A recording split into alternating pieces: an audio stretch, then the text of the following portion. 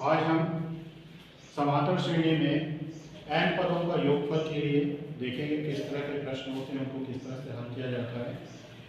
यहाँ पे हम एक प्रश्न ले रहे हैं। एक हमारा समांतर श्रेणी दिया हुआ है 11 धन 13 धन 15 धन 17, ऐसे 14 पदों का योगफल ज्ञात करना है।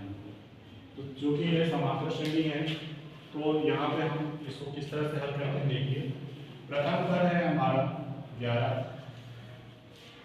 सर्वांतर निकालें तो a2 माइनस a1, तो ये आ जाएगा 13 ऋण 11 बराबर 2।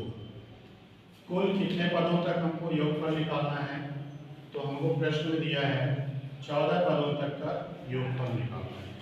तो हमारे पास a, d, n तीनों का मान आ गया है।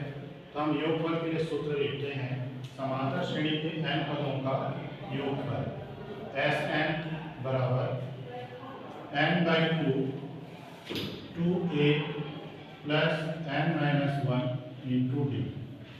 ये हमारा समांतर श्रेणी का n पदों का योगफल निकालने का सूत्र है। इसमें मान रखते हैं, यहाँ s का मतलब होता है सम, इसलिए s संकेत यूज किया गया है।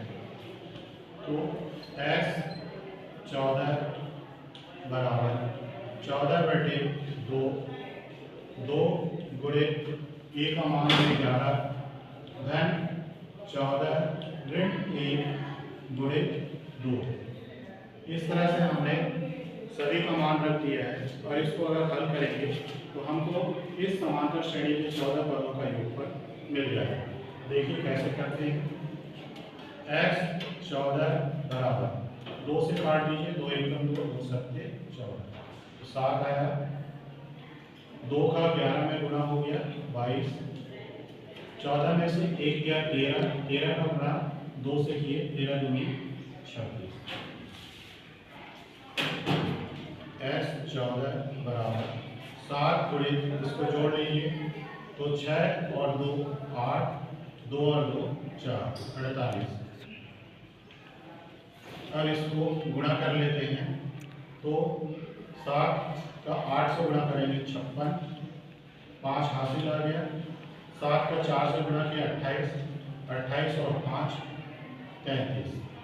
इस तरह से दिए गए समांतर श्रेणी का 14 पदों का योगफल हमको जो प्राप्त हुआ वो 336 है।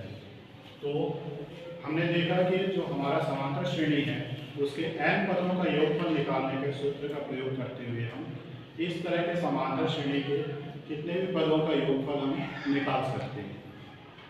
केवल हमको इनका मान मालूम हो तो हमें इनका मान को रख के सूत्र में हल कर देना है। तो इस तरह से हम समांतर श्रेणी के n पदों का योगफल ज्ञात कर सकते हैं।